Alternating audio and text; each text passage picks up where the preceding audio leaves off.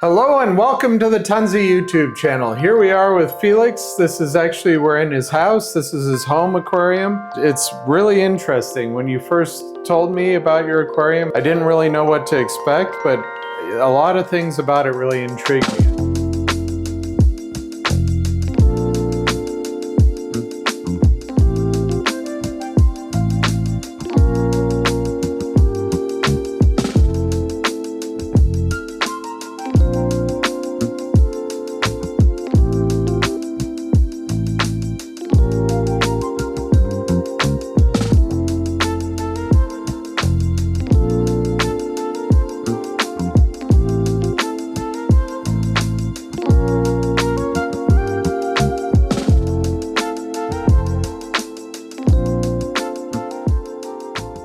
One thing that really intrigues me is I see kind of engineering directions and tests you're making and things that actually don't exist yet that are in the works. So probably the most interesting to me, you mentioned that you designed this aquarium around the idea that you would use less electricity than a monthly Netflix subscription cost. And that was kind of a milestone in Europe, that your electricity, you're at, I believe, 30 euro cents a kilowatt hour. If you have 30, you're lucky. When we started it, 40 was common. Okay. Yeah. You've actually done everything to maximize the energy efficiency. And one thing that I really noticed was that you're using our 8850 LED lights. And they're great lights, but normally I'm used to guys like them to photograph fish for I have a small nano or I need to supplement a little light, or maybe I have a particular coral that if I could get light to the underside, I could prevent some die off. But I've never seen an aquarium this large lit entirely by 8850s. I've had people ask me about it and I always thought, well, you're gonna have a lot of cords, it doesn't make a lot of sense, but when I see your implementation and that you have no light loss from reflections, everything looks great. I mean, the color rendering's really good. Tell us about your motivation for that and why it works so well. I have to start one step earlier. Honestly, this is my first aquarium at all. Here in Germany, this was a big thing. This was actually how we started the German YouTube channel, because when Tobias, whose company is running this YouTube channel behind the camera, told me, yeah, tell the people about your first flow pump. And I was like, Tobias, I never had a flow pump in my first tank because I never had a tank. And he said, okay, now we go all in. We are honest and tell the people that you never had a tank and you are starting it together with your audience. And that's what I did. And I wanted to, do something special when I start. And during this time, it's now exactly today, the tank is running 625 days. So it was end of 23 when we started the tank. And electricity bills are super high. And I wanted to show off how we could reduce our energy consumption. So one of the main things that is usually taking a lot of energy is heating up the water. And so here comes our strength. Since our lights are waterproof, we could simply run them below the surface. And it's even better if they are not below the water surface. They consume around 10 watts in total. But in this configuration, we are more like 25 watts. So with 5 units, we have 125 watts if they are running below the water surface. And as Roger mentioned, I have no reflections. All the light goes directly. I mean, you can see it here. The moment I put it out of the water, you immediately see the difference. You can definitely see it. You can see it, okay. Yeah. The reflections is a certain energy loss that is gone. Honestly, I never clean them. This is because they are so bright, nothing grows on them. Here, where there is no LEDs, you can see some things are growing here, but the LEDs itself are extremely powerful and prevent any growth of anything, which is fine for maintenance since I'm not lazy, but I'm busy. I'm busy and I want this tank to be convenient for me. One thing we noticed, I'm using the water as a temperature battery. So during the day, the water heats up and during the night, it cools down. This results during winter, I have the covers on it and then I only need the heater a little bit. During summer, completely during summer, I don't need a fan. I have no over temperature at all. all the energy still goes to the water and I never have the heater running. And you probably all know the heater takes most of the energy. So we are at about top power consumption 120 watts for the lights. By the time we started this video, we still couldn't offer a 6075 because it was not invented, but the 6105 was. Although this pump, here I didn't clean it, this pump here is using around 3 watts only and have great flow in the tank. And I even have great reserves. Once a day I let it run at 100% and then everything that can move in this tank is moved. The other thing is I used to run a filter and a skimmer in here. And this is now where it's all starting, my profession is starting. This skimmer here, you see that the white color, it's a plastic actually made in Germany out of 87% renewable sources. It is food grade and I'm now testing it. If this is working properly, it doesn't break apart or has any issues. In theory, it should work immediately, but we want to make sure it does in long term also for you. So how do you say it in English? We have an expression if you're using rats or mice to test things. Lab rats. Yes, I'm the lab rat for you. No, actually it's working fine. And the other thing is the 9004 is one of our best sold skimmers and I mean everybody knows it. It's exactly the perfect skimmer for this size of tank. By the way, it's 50 centimeters and 1 meter. So it's a 250 liter tank. I have no idea what this is in gallons. It's about 65 gallons. 65 gallons. Thank you, Roger. So this skimmer here actually is a very aggressive prototype. We installed the pump of the bigger version, the 9012, into this small skimmer and I'm testing different methods of noise reduction. We'll find a way to make this thing here noiseless. That's something I love. When we expanded in 2017, we bought the building of one of our neighbors. He used to manufacture basses and I just found out that he couldn't really play it. And I was like, your instruments are in the biggest orchestras of this planet and you don't know how to play it. How can this happen? And he said, yeah, you know, I'm like a Formula One engineer. I know how to design a car. I have to talk to the Formula One pilots, but I am not. So he could, you know, he could create noise, sounds. He knew how to manipulate the instrument so it fits to the demands of the customer. And this is what my profession was in the past decade. And now I'm joining the club as well. I can tell you with the YouTube channel running, we are getting closer to 2 years. I learned so much. I learned so much from you, from visiting you, and also having my own tank completely changed the way I'm looking to this industry. Because in former times I was only, you know, improving details on the equipment. Now I can see it way more as a system. And I'm obviously affected by my own mistakes. So this skimmer here is using, I don't know, maybe 2 to 3 watts, extremely efficient.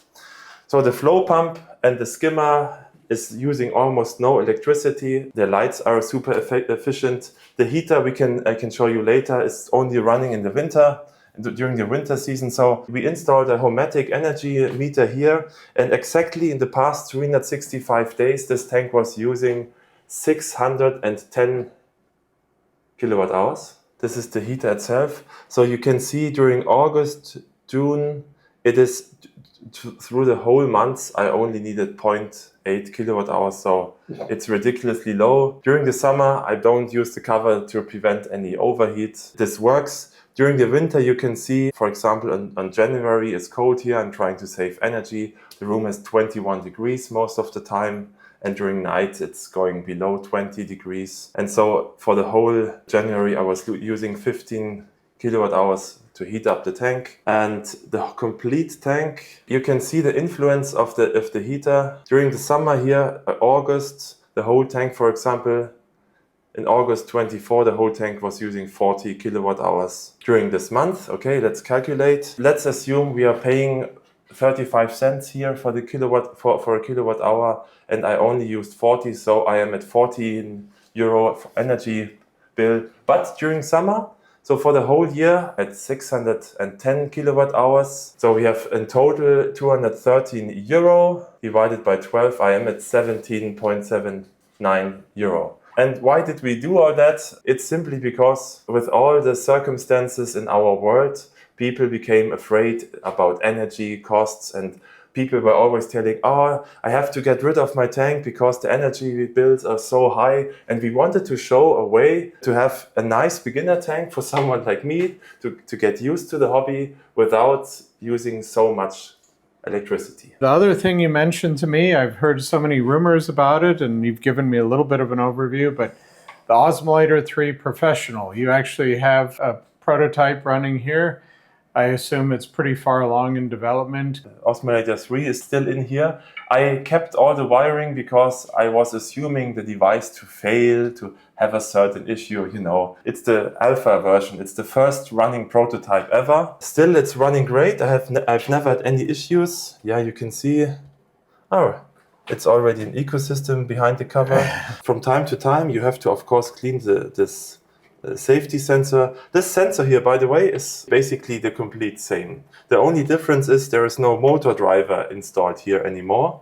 The motor driver is now also in a separate housing. I am watching a lot of content. I'm in French groups and I'm reading what they think about our products. And very often I'm reading the bike reef supply reviews. And some, they were sad that we got rid of an extra box that could create noise if something fails. And so here we are, the Osmolator Pro will give you back this noise. It's still an ugly prototype, so you can switch off the alarm. It is connected to our Tandes Hub server, so you get notifications if something fails. You can see the pump is connected. The main sensor is connected. Many things are similar. So we have a similar pump. But here the sensor is connected to this housing. That's obviously one of the reasons why we made it in this way. So you can unplug and plug the sensor. And here, this is something I've not yet tested in my tank. We are going to additionally give it a sensor to measure the rest of the reservoir, so the height of the reservoir. Cool. It knows how much water is left here in the reservoir. We're going to add a sensor that measures the level of the reservoir. So one of the things you missed on your Osmolator 3, you wanted notifications. You wanted to know how much water is in the reservoir without handling measuring cups and calculations and estimations. You wanted real values.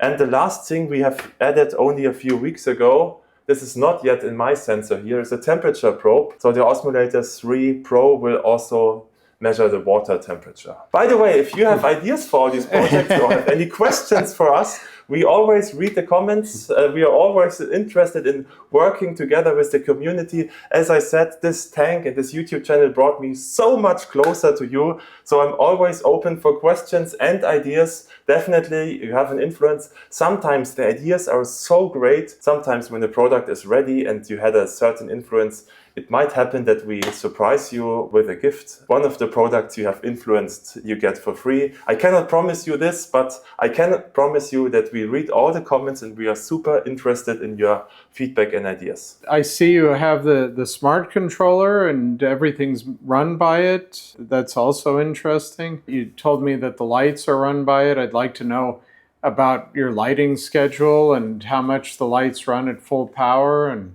okay. Honestly, what I did with each of these lights, we offer a power supply, an own cable. This is a complete mess. I can understand why not everybody's doing it this way, but I did it. So I simply bought one larger power supply. Okay. And basically wired them up in this way. So this is the original cable we used to offer, and then yes, I got to this plug, and this plug then goes to my bigger power supply. So in this way I only have one power supply for the whole light and not so much of a mess with the cables. So my schedule here. So I'm starting the day at 8 because I'm still at home. I go to the factory most of the time at 7:30 around. At 7 it's starting until 11:20. I have all the channels running at 100%. From then the white channels are fading to 0 until at 9 it shuts off. Usually between 7 and 9 I have the lights running. The dawn is until 11. Just my own personal observation, reducing the amount of red light tends to reduce the algae. This is a little hint, isn't it? Yes, because I have a fondness for this warm sunrise effect. As much as I like the balanced and warmer light, it definitely grows a lot of algae. Well, the corals look very healthy. I'm super impressed by the xenia. I mean, they're pulsing. Normally, you'd only see that degree of pulsing, in my experience, if your iodine's right, all your trace elements are really spot on. We used to always say when the xenia stops pulsing, you add a little iodine, you put a little plankton food in there, and they start pulsing really crazy. But I mean, they're just moving magnificently. Yeah. And the Recordias that you have are really great too. I love Recordia. You do have all those Aptasia and Mahano that you should address soon. These little pest anemones, the glass. We are already in war. If you, I think one of the best products I've seen, there's a guy up in Fort Worth named Frank, and he makes a product called F. Aptasia. And it's probably the most effective product I've come across. So you should try to find it. I don't know if you can get it in Europe.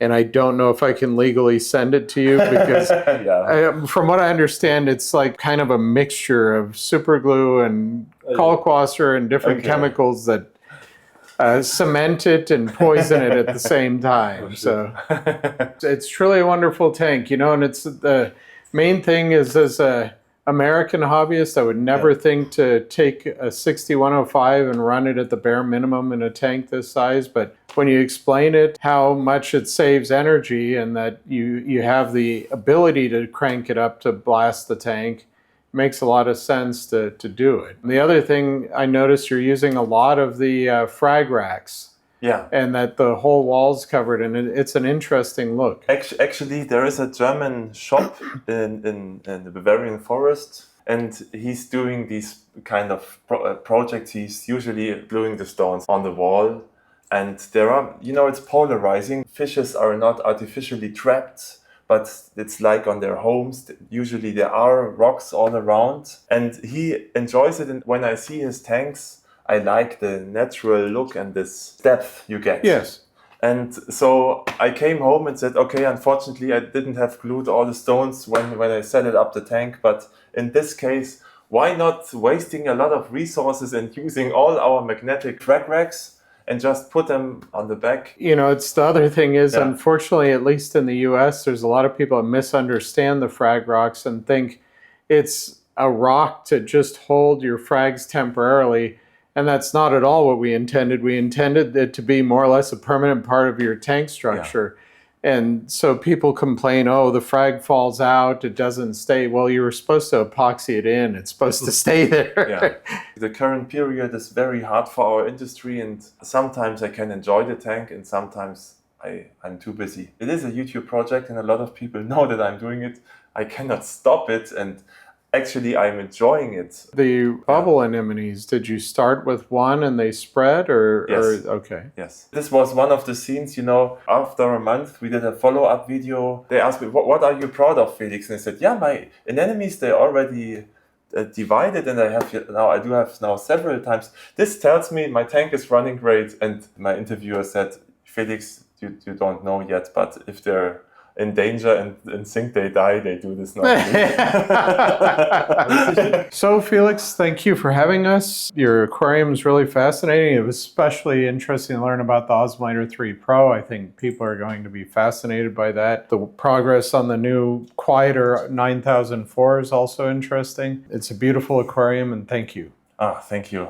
Thank you, Roger. And by the way, all the products I've mentioned, please stay patient. They are not on the market yet. We will definitely inform you. And if you don't want to miss all these releases, you could just follow this channel, support our work, and I'll be happy to share all the information for future coming projects with you. And if you have any comments, like I mentioned, if you have any ideas, questions whatsoever, please write them down in the comment section. We will read through all. Thank you for watching. Enjoy your tank. Stay tuned. See you in the next video.